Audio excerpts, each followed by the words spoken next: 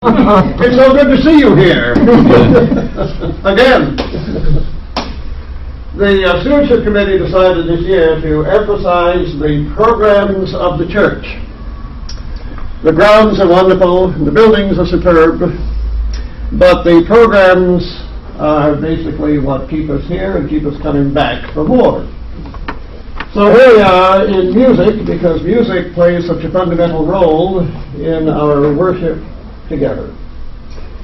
And I've asked two members of the congregation to speak to us about their experiences with music and the reasons that music to them is so important.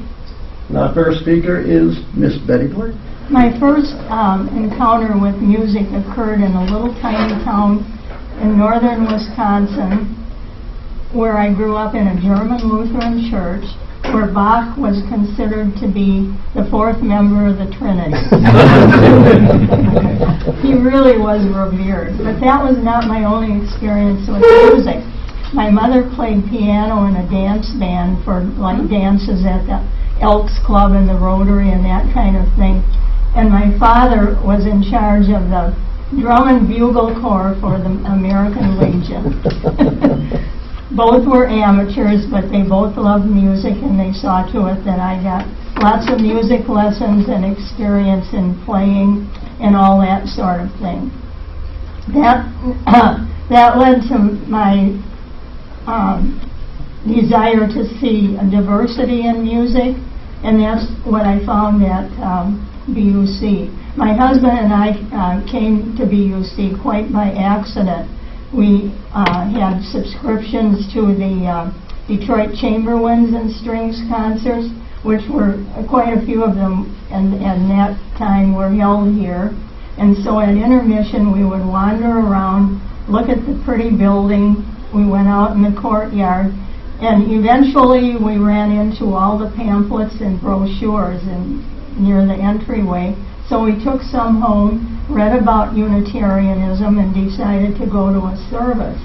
The first service we went to was on Easter Sunday, and I remember when we came out of it, Art said, that music really stirred my soul. It was so beautiful. The choir sang with such vigor and such enthusiasm. The piano music was wonderful and played by Barbara.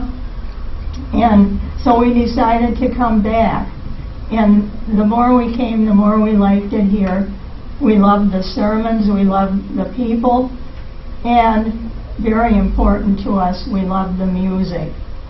And I can't emphasize enough how important the music at BUC has been in my life. It's just, I always look forward to every Sunday, because I know if the choir is singing, that's sort of a plus for me. And we are so fortunate to have three musicians like Abba and Steve and Rudolph. And I hope you all realize that we're just very, very lucky to have people like that providing music for us every Sunday. And especially the diversity of music. You might hear Schubert one Sunday, Bach the next Sunday, Stravinsky the next Sunday, then a folk group, a folk song the following, or a jazz group on one of the Sundays. And it's just always sort of a surprise when I come here. What type of music will I hear today? So keep that in mind, and whenever you try to pick out one service that you really like the music, think of the Messiah that the choir did during the Christmas season last winter. It was just remarkable. If anything ever stirred my soul, that presentation did. It was marvelous, and all of you who participated in that should be very proud of yourselves. So thank you for coming. Thank you for your support for our music program, and we really appreciate it. When I was a kid, some of my earliest memories are standing with my mother on one side, my father on the other, in the pews of a Catholic church and singing, and couldn't wait to get past all the wordy stuff to sing. And the singing connected me to my mother, who has a lovely voice, and my father, who can't sing a note but still tries, and also to the people in front of me and behind me and all around me. And that connection was very important to me, but I had no idea how important it was. In 1976, I was in 8th grade. I was asked to be in a pageant for honoring our bicentennial, and I got a small solo in that. And to then stand in front of an audience instead of a congregation added a completely different dimension to it. And of course, in my mind, it was, peals of applause. And, and I'm sure it was nothing at the time. But, it was kind of a turning point. And when I went to high school, it was a Catholic high school, joined the choir, and church music continued to enrich, connect. It became social. It became really everything fun about school for me. Then I continued singing through college. And, it was always church music. And if I fast forward now to my time at BUC, it's been 5 or 6 years now, I had no idea that you could have that sort of connection with a huge variety of music. My first Sunday here was a jazz trio, which blew my mind. And I think there was a reading from the Quran and Time magazine. I didn't know you could read from anything but the Bible in church. So this was an amazing thing for me. But the music itself is what connected me. And it's, we talk about an interconnected web. To make a connection, spiritual connection, a personal connection with all of you with this church, it's really important to me. And I kind of choke up every time I think about it. It is it's not it's an exaggeration to say what I live for every week, but it certainly enriches my life more than I can ever express. Thank you all for coming. It's there's nothing more rewarding than seeing people's feedback to the efforts that you put forth. What Betty said earlier, touching on diversity, is one of the things I think big about. But the unfortunate part is that people come with a cost. Talent comes with a cost. And we're not even close to being on par to what, let's say, the American Federation of Musicians suggests that we should pay musicians to come and provide their services. Alva and I are very fortunate that we went to school in the area. We have many friends, colleagues that will come in and do things for a lesser cost. They enjoy the feedback that you all provide afterwards. But if we're going to continue to be diverse, and we're going to program things from pop music with our band to the Messiah, it costs money. And last year I was required to slash my budget by 20%. This year I'm told I'm going to have to do probably more. And so what it ends up being is that I get about 4 times a year to bring in a trio of high quality. I would like to do it at least once a month. I would like to program everything from all different ethnicities, cultures, and everything in between. But it costs money. So thinking big, I'd like to do this again, and continue doing this more often, and doing things like the Messiah again, which I didn't realize until last week at Otis's memorial, is the only way we could afford that. I didn't realize where my endowment came from until last week at his memorial, and Ed talked about that. And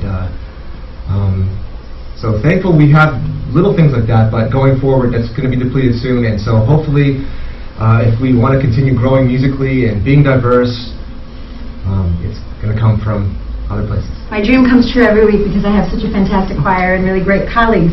But in terms of the outside world, outside of BUC, social justice, I know we're not in that room right now, but choir and singing together and just bringing people together through music is a big part of who we are and what we stand for. And having our Baldwin experience that we did with our staff and our awesome volunteers this summer was really wonderful to be able to share music and a really great musical experience with kids in our community just north to us that don't have that experience. And we'd love to be able to, in the next 3 to 5 years, start establishing a BUC Academy where we hire professional teachers, various instruments, and we make finances available to students who aren't able to pay full cost, to subsidize their private lessons, to give them a group singing or a choral experience, to be able to share that. with the community outside of ourselves, in addition to the people within our community, but especially, just sharing all of our UU values with the larger community. In addition, the choir would love to be able to take this large group fellowship, as it were, out into the U.S., out across the oceans, and do some touring with them to share, again, a lot of what our message is and what we stand for, our inclusivity and in many, many ways, culturally, across the eras. That would be really special. So diversity is kind of like our thing, I think, diversity in action with music. That's kind of where we are. And outside musicians is part of the whole planning process, and Steve spoke to that. There's also a goal about equipment, but the one that I really want to spend time on is the one that pertains to the house band. We've been talking about a house band in the music committee for some time, and when Kathy Hurt brought up the premise that she wanted to do 2 different services each Sunday morning, and she wanted to have music play a significant part in the differentiation between the 2 services, to have a first service that is meditative or reflective, rather quiet, and then a second service which is anything but quiet. It is the celebration of life. So from reflection, meditation, quiet, introspection, to a glorious celebration. Well, I knew that a house band would help make a difference between those 2 services. But the first time they performed in September, I was really struck by the degree of difference that the house band made. And Kathy has understood that, I think, more than I did. She understood it from the first time that she started speaking about 2 different kinds of services. So much of what goes on in that worship hall depends upon music. And if you change the tone, the tenor of music, you change the tone and tenor of worship. Isn't that interesting? And if you've not attended both services to see the difference, then I do recommend that at some point you do. Take a Sunday morning and make it your Sunday morning at BUC, especially when you know the house band is playing. Kathy teaches a seminar.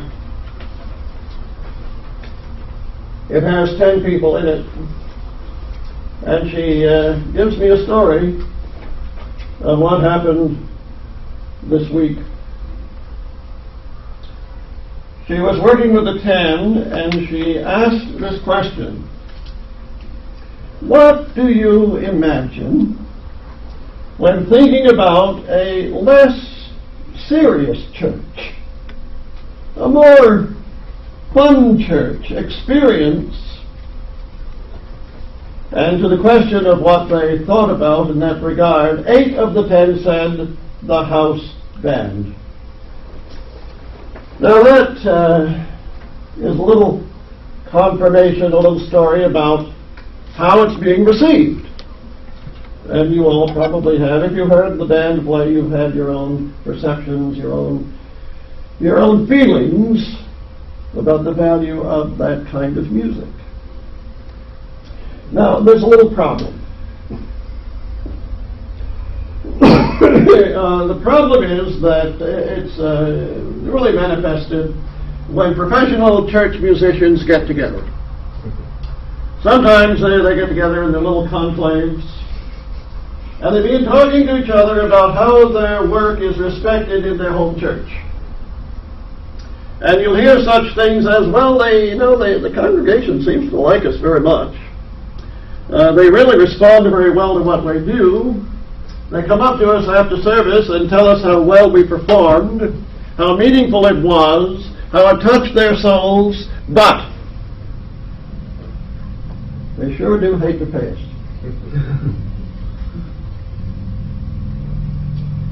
Well, we have a choice. We have a choice.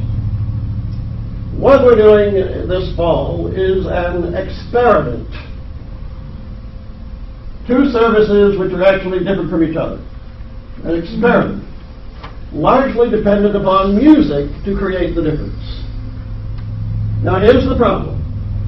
We are not paying our professional musicians 1 cent for what they're doing this fall. And that will not go on. Either we're going to pay them for their services, or we're going to stop this whole experiment and not have a house band, which really means not have a reflective meditative service at 9:30 and a celebration of life at 11:15. That's what it comes down to. The cost of the house band for our playing 3 Sundays a month, January through May, September through December, is just shy of $18,000. Either we do it or we don't. Either we have these 2 different services or we don't. But we're not going to go on the way we are going on this fall. The choice is ours. It is your friends. It is that of the congregation. Thank you so much for being with us today. Thank you very much for attending this session. And now if you would pick up your envelopes, pledge envelopes from in front of the sanctuary, and then retire to the social hall for some conversation and some treats. So thank you very much for your support of music and the entire program at BUC. Don't forget that we're just part of the whole, and we want to keep that in mind.